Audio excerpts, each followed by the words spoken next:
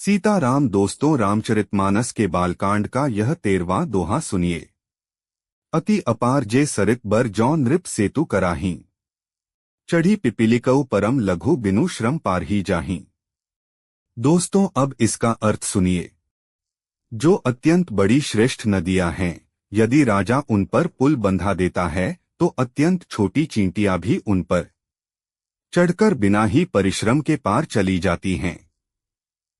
इसी प्रकार मुनियों के वर्णन के सहारे मैं भी श्री रामचरित्र का वर्णन सहज ही कर सकूंगा। दोस्तों, अब इसकी पहली चौपाई सुनिए। यही प्रकार बल मन ही देखाई, करिहौ रघुपति कथा सुहाई। व्यास आदि कवि पुंगव नाना, जिन्ह सादर हरि सुजस बखाना। दोस्तों, अब इसका अर्थ सुनिए। इस प्रकार मन को बल दिखलाकर मैं श्री रघुनाथ जी की सुहावनी कथा की रचना करूंगा। व्यास आदि जो अनेकों श्रेष्ठ कवि हो गए हैं, जिन्होंने बड़े आदर से श्री हरि का सुयश वर्णन किया है। दोस्तों, अब इसकी दूसरी चौपाई सुनिए। चरण कमल बंधु तिन्ह केरे, पुरवहु सकल मनोरथ मेरे।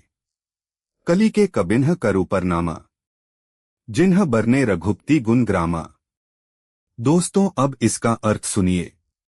मैं उन सब श्रेष्ठ कवियों के चरण कमलों में प्रणाम करता हूँ, वे मेरे सब मनोरथों को पूरा करें। कलयुग के भी उन कवियों को मैं प्रणाम करता हूँ, जिन्होंने श्री रघुनाथ जी के गुण समूहों का वर्णन किया है। दोस्तों, अब इसकी तीसरी चौपाई सुनिए। जे प्राकृत कवि परम सयाने, भाषा जिन्ह हरि चरित बखाने।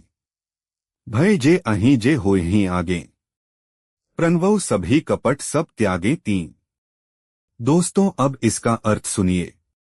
जो बड़े बुद्धिमान प्राकृत कवि हैं, जिन्होंने भाषा में हरि चरित्रों का वर्णन किया है, जो ऐसे कवि पहले हो चुके हैं, जो इस समय वर्तमान हैं और जो आगे होंगे, उन सबको मैं सारा कपट त्याग कर प्रणाम करता हूँ। दोस्तों, अब इसकी चौथी चौपाई सुनिए।